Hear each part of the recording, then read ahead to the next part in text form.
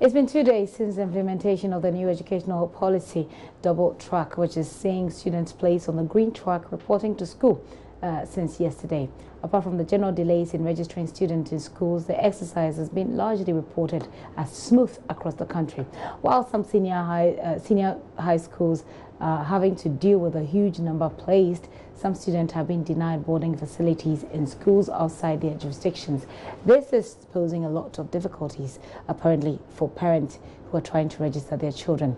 Despite efforts by the parents to get boarding status for them, school authorities say they cannot do much about the situation. Central Regional Correspondent Richard Kojonyako has been touring Academy of Christ, the King Ogwa Secondary Technical School, among others, where parents have been raising concerns. Well, Richard joins me on the phone now. Hello, Richard. What are the parents saying? Well, the concerns are mainly that of parents whose children have been placed in senior high schools in Cape Coast, but have not been granted boarding status. All in Academy of Christ, the King Ogwa Secondary School, for example, all the students that were posted or that were placed in these schools were placed on the C category and not boarding. So none of the students that were brought there. So, for example, Academy of Christ, about 849 students were placed there, but none of them had been given a boarding status. And some of these people are coming from Univ, Accra, and other places other than from Cape Coast. And the concerns of parents are that they have to go in to rent some private hostels, and it costs them a lot. So we're indeed questioning whether the policy is actually free, because that was not the understanding of the policy. Again, the school, these schools I mentioned, last year they were granted some privileges and they were granted some boarding status. But this year it is completely missing. Last year they were able to sort some of these parents that came from very far away and were granted some boarding. It is not that these schools do not have the facilities as boarding, but they do, but they have not been given those students that are going to be placing there. And it applies to some of the schools that do have enough boarding facilities, but the quota that were given, that was given to the schools as far as boarding is concerned, is very limited. And they do have more bed spaces to accommodate, but the placement did not think so, and so they have more days than boarding, and these are the concerns of parents and schools as well. Have they had any responses from the school authorities? Richard, have they had any responses from school authorities on this? Exactly. According to the school authorities, well, the officials know that their schools not completely in schools because other people that are not from Cape Coast are sent there, and so it makes their job very difficult, especially 8 schools, because the parents also would not take it easy, and so there's some apprehensions as parents, but they needed, and they think that there are some hostel facilities affiliated to the schools. The housemaster are, these are being the explanation that.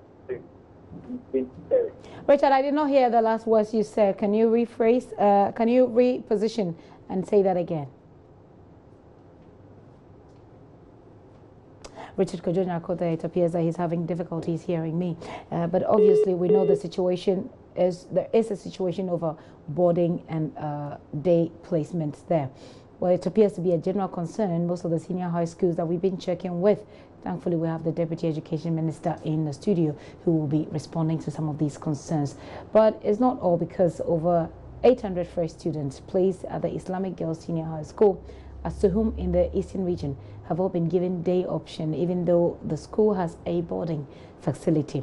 Headmistress of the school, Hajia Sharifa Abubakar, who is highly outraged, says the school has the capacity to accommodate over 1,500 fresh students as boarders. We were given 518.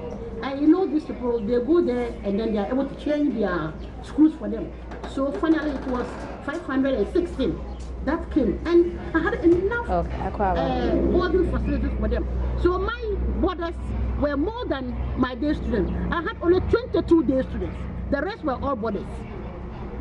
And it will interest you to know that Even the students are coming from Yendi, Boliga, Boku. And yes, and they have made them day. And I'm not aware that my school has been turned to a day. At least they should have notified me that, madam, your school is going to be a day. But now I don't know. Order for me to sit down, and what they brought to me was residential test was nothing. But for the students, it appears that it's day. So I'm pleading that these girls cannot be in the, not all of them should be in the day. What I know is the catchment area are all day students. But those who are coming from far away should be made boarders. Some concerns there. Like I said, we have the Deputy Education Minister, Dr. Yawose Duchum, in the studio to answer some of these questions. Let me find out from you, sir. You're welcome, by the way. By asking... turn off my phone. Right, so you should. It doesn't disrupt the certainly. So we're having a conversation with the Deputy Education Minister, who's been doing quite a lot of media trotting. He's been answering quite a lot of questions, and it's good that you're here so we can get the answers finally. You're rolling out this program. Your assessment so far? So far, so good. What does that mean? What it means is that everything is going as planned. However, you are likely to get some glitches here and there. So I would say so far, so good in terms of what we planned and how we anticipated that things will turn out. We have some excited parents whose children are going to some top-notch schools for the first time. So it's good. It's good. Okay, certainly there will be problems, which there are. And those are some of the things that I'm going to raise by you. Yesterday, we had reports from our correspondent in the Central Region that Wesley Girls Senior High School, for example, and another school, a university practice school, where had adopted their own way of placing the students.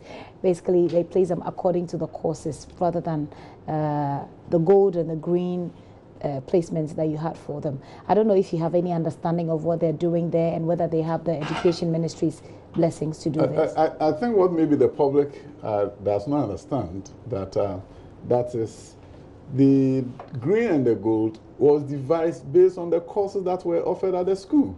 Okay. Green and gold are just colors. What goes into it was designed based on courses that are offered at the school. So, for example, there are some schools where if you do visual arts, you were supposed to be on gold. If you do agric, you have to be on green. Okay. So all these courses is what the ways of dividing, right? So, for example, if you look at a school like Wesley Girls, they may have anticipated that we're going to get 200 science students. We're going to get this number of art students. They gave us the projections, and we built a schedule for them around that. Okay. Of course, with them. Then they go to the school. Turns out that most students don't want to do agric and visual arts. So those classes are virtually empty. So if you don't move things around one track, there'll be lopsidedness. Okay, there won't be balance in the track system. So to avoid that, the school says, can we balance? And of course, we say, yes, we can balance. Okay, so that's what's happening basically at those they are not modifying the double track. Okay. They are not changing anything in terms of how the double track is supposed to work. Okay. They are just going back to the basics in terms of what we told them to do. And they are coming back to tell us, yes, you said we should take 3 visual arts courses and 4 home economics and put them on track gold, and we should do this. But however, some of them have changed their courses. So does it mean that they didn't change the courses? Okay, what happened was the demand for courses in this country is shifting. Okay, so hold on, let me understand you though. So what it means is that the courses, what they gave you were basically projections that we are likely to get 1,000 science students, for example. So you build the schedule based on that. Based on that, but they got less, or they got different numbers from the projections that they gave earlier. Very good. Right. So what happens is, and this year we saw certain interesting trends.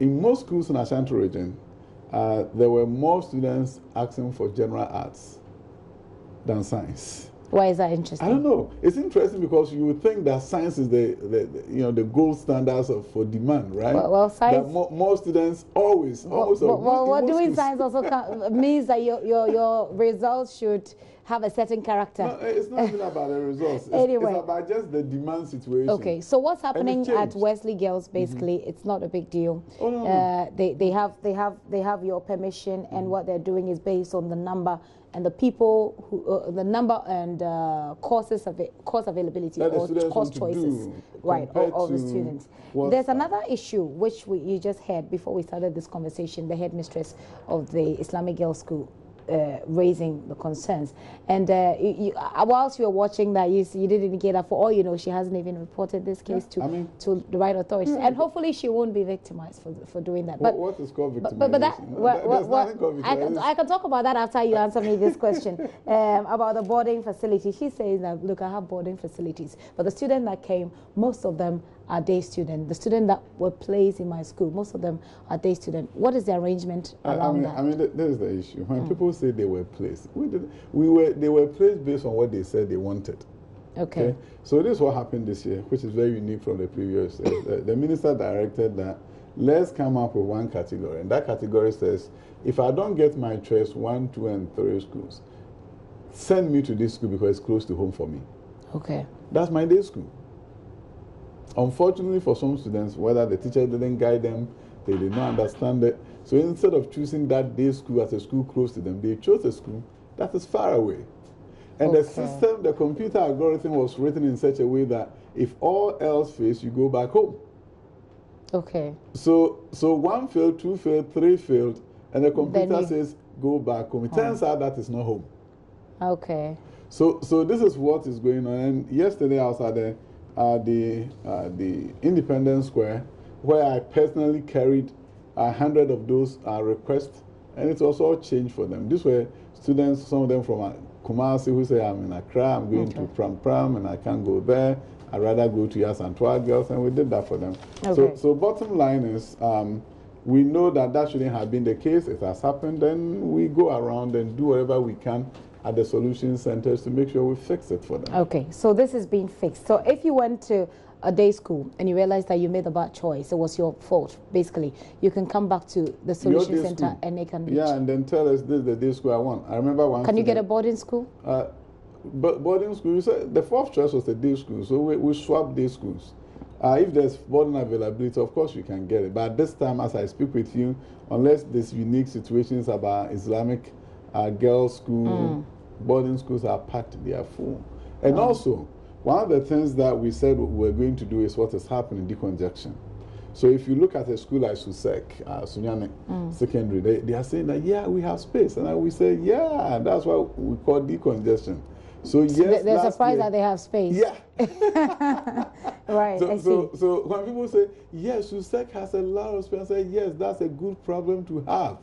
Because now, if Susek was telling me that we are piled up, we don't have any place to step, I'll be concerned. Let's look at there have been some reports that parents have had to pay for something, and there was a little bit of confusion around that. What exactly are they paying for? School uniform, books? No, zero.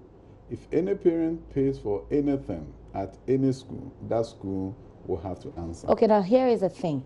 The understanding we got was that those moving from first year to second year are having to make some payment, not necessarily those coming for the first year. If, for example, you want a different school uniform, for example, you're not supposed to pay anything. It shouldn't be the school's responsibility to sell uniforms. This is something that we are not getting right in this country. We are not the first country to do free senior high school. Okay. In other places, there are shops, uniform stores around town. You want a Prempe uniform, you go to Paul's stores, and then you can order from Paul's. I think you're biased towards Prempe. You keep referring to Prempe in all your interviews. That's the school I wish I had gone. Anyway, that's the minister's school, by the way. But the bottom line is, why can't you say, go to town, buy your uniform? Why do we get infatuated with this idea that the headmaster must be the procurement officer? So basically, there should be no payment, even for those who are continuing? Not whatsoever, unless you are going to the third year. If you're going to the third year, what do you pay? You're not part of Free You're not part of Free Senior High School. So there must be something that you may want to pay. If you are part of Free Senior High School, any headmaster that puts himself in that situation, you have to answer for himself. They wouldn't have to come to my office and plead, ask me to go and plead on their behalf. The bottom line is, the rules are rules. If you are in doubt, you ask. If you don't ask, you get to answer. You are not responsible for, because let me tell you, there are 62 schools that took money from parents and ordered uniforms and other related items, and they never paid the vendor. The case is now in court. And they're suing Ministry of Education. And that is why when we came to Free Senior, we said, do not touch anything. If you award a contract for school uniforms, we'll pay the contractor. Okay. So but you don't get to be in charge of the direct transaction. Okay. You spoke about solution centers that you've created, helping to solve the problems that are coming up with the implementation of the double track system. But we're also getting reports that there are lots of queues there. Yeah. What are you doing about that situation? I mean, this is what I say is a good problem to have, in the sense that the vision of the president has caught on. I was at Independence Square yesterday, and I almost wept with a parent who was crying that my child is not going to have the opportunity to be part of this. Please help me. And of course, I had to help. So when we see long queues, something good is happening in this country. Parents are looking up. But then we need to fix the problem. Of course. The long queue is a problem. Let me finish. It's not a problem, it's an opportunity. It's an opportunity to serve. You see, because of the long queue, yesterday I drove in and left there with 200 requests. I went straight to my office. I asked people to stop everything that they were doing. They went to their computer. Within 30 minutes, they fixed all the problems for the people. They went back and told them, and they were jubilating. The minister came here, took all this. Okay. The work is done. So when you but that is because you went there. No, so what are the systems? But what are the systemic interventions you're making to deal with it? It's not because they did it because I went there. Because I went there and I picked it up and say, hey, let me go and do it. But all that I'm saying is simple. Okay. We are solving the problems. As we said, they were not supposed to choose certain schools. They chose it. Do you abandon them? No. If they line up and you are solving the problem, that's an opportunity to serve. But if we were to say, we don't care about you, that's why I see a problem. How are you making it easy for those who have made a mistake to correct their mistakes? If I can solve your problem in 30 minutes, I've made it very easy. And that's what we've told them now. Now, if somebody brings an issue, instead of use technology to help you, instead of just waiting, you take your phone, you scan it, you WhatsApp it, within 30 minutes, the response is coming and yes, this problem has been resolved. Tell the parent to go and check. This is what we are doing. So our goal is to get a case in their seats, in their various schools, as fast as possible. Let me find out from you how many students have been placed so far. Yes. As of yesterday, last night, before I left our office around about 10 p.m., we had placed 460,000. Okay. Actually, 467,000 students. 467,000 students had been placed. Okay. And we are left with 30,000. 30,000. So, but maybe by the close of the day today, we're doing average 10,000, but I'm sure it will go down as the days come by. We may begin to see 5,000 a day and then you move on. So it's about 30,000 short that we are working on. But so far we've placed 467 there about. I'm getting this information that a caller has been saying that some parents are being asked to pay, and I need details on that so we can get answers on that, because we need to know, for example, which school is it, and what exactly is the caller being asked to pay. So we need to get clarification on that so we can get the answer. But I'm wrapping up with you, Doc, and I want to find out, there was an issue about teacher placement. You said we're going to use those on the module, on the employment module. And the NAPCO, no, we are not using NAPCO. You're not using them? NAPCO for school is for tutoring support. For tutoring support? Yeah. Okay. We've screened, people applied. Over the weekend, they finished the screening, they've done the selection, they're going to be communicating with the applicants. I'm sure by Friday, people will be getting text messages. That you have been those sent to that are on the NAPCO module? Not the NAPCO. Not on the NAPCO. Teachers. We actually recruited. So I was coming to that, but I wanted to clear out the NAPCO. The NAPCO is just support. They are not those who are going to be doing the double track. Okay. They are just going to school to support intervention. Okay. So that if a student comes from Jachi and they go to Achimota, and they are from public school, they are not up to speed with their writing. Public school. There's somebody there that will support them so that they can compete. That is very different from the recruitment that we are doing. So let's deal with the recruitment now. Yeah, actually, we are recruiting. No, actually, the applications have been screened. The selection has been done.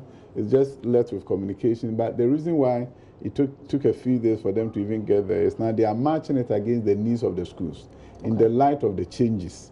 Because before the placement, maybe Achimota was asking for 10 science teachers. Now the demand, the agric class may no longer exist like happening with Aquinas. So now they are reconciling their needs. So they are calling to say, tell us, how many teachers do you actually need now that your schedule has changed? When are these placements going to end? Do you have a cutoff point, at a point where you say we're not placing students anymore? At this point, no cutoff. Everybody should hurry and get to their computers. When the time comes, when things slow down, you don't see people coming.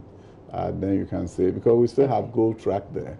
Because then that will help. In this particular instance, once the green track is filled up and they begin school, at a point, you can still go on, but you go to gold. But this is a rare opportunity where people truly have a second chance.